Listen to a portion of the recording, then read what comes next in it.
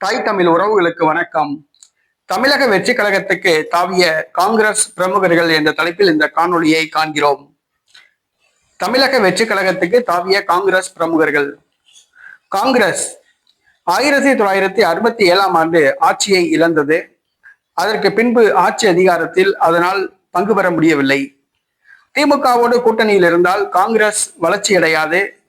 திமுக கூட்டணியிலிருந்து வெளியேற வேண்டும், தமிழக வெற்றி கழகத்துடன் கூட்டணி அமைக்க வேண்டும் என்று காங்கிரஸில் ஒரு கோஷ்டியினர் கூறி வருகின்றனர்.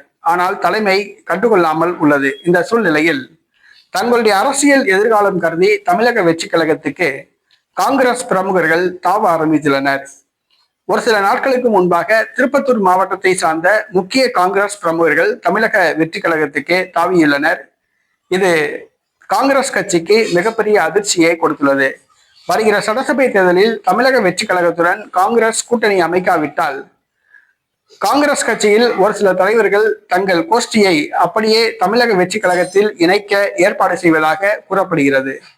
ஆக காங்கிரஸ் அரண்டு போயுள்ளது.